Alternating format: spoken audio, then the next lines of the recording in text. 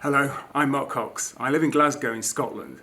Over the last 30 years I've been involved in various ways in open source software. A couple of projects I'm especially proud of being involved with is the OpenSSL project, a library used to provide cryptography for much of the internet, and the Apache Software Foundation.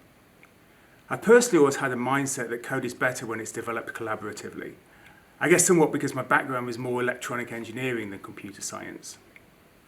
So when working on a project at university to control a fully autonomous telescope, I started contributing small features and bug fixes to an open source web server, basically adding the features that were missing that I needed. I could have simply chosen to keep those fixes private to myself, but the fixes were most likely to usable to other people as well and useful in ways that I'd not even considered. There's a term used for that now, which is community-driven innovation.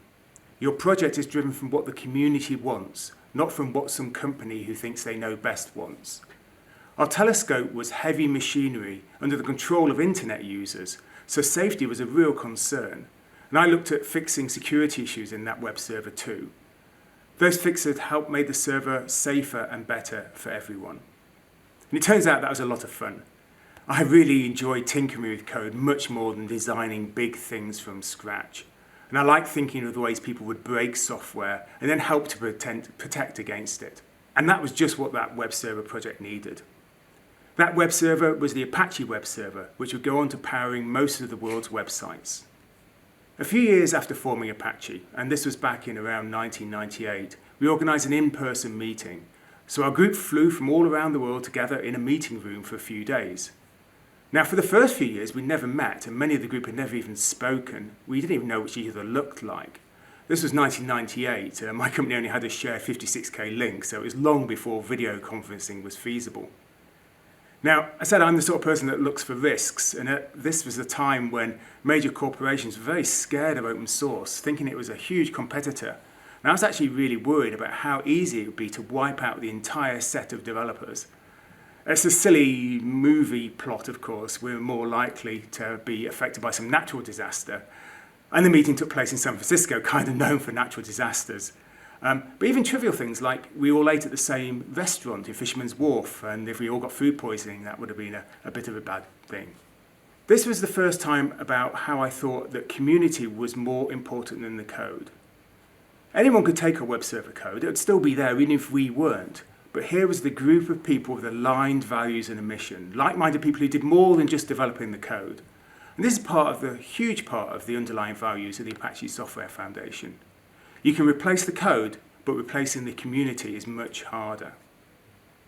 We created the Apache Software Foundation to be a non-profit umbrella organisation to handle the legal and ownership issues, allowing projects just to get on with the things that they're good at. It started with that web server, but it's now the creator of hundreds of projects using everything from washing machines, financial services, pretty much every industry you can think of. Each of those Apache projects has its own community, its own management committee, its own technical direction, and with thousands of volunteers in total giving their time to make software for the public good and give it away for free. So now, these days, these companies that thought open source software was a huge competition in the 90s came to embrace open source. They use it in their products, and many give support back. They don't have to, but the Apache license, companies can use the projects for free without wanting anything in return. But many do, and that support can be many things. It can be the most common, which is having their paid staff work on particular projects, to financial backing. Our foundation is also there to make sure projects are healthy. And healthy doesn't mean they have good code, it means they have a healthy working community. They're responsive to their users, they're responsive to security issues. And the last few years, if they've taught us anything, is that when issues come up, such as security issues in heavily used libraries, what's important is how the project addresses the issue, how responsive they are.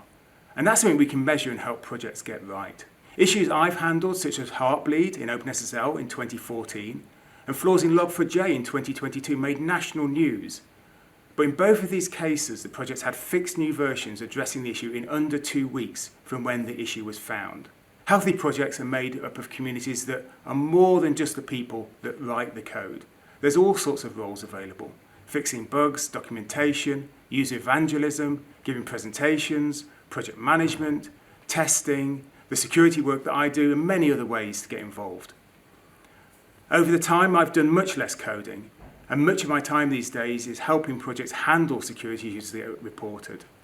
And those are the kinds of events I get involved with. They're my current passion, and it's why I continue to give my time, both paid and voluntary, to open source foundations and communities.